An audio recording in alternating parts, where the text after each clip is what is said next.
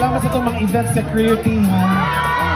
Sa itong PNP President, of course, Police Colonel Dian Agustin, our Lapu-Lapu City Director, and of course, we also have Major Dugan, and of course, Major Pareja. There is a Station 2, Station 5, Major Dugan.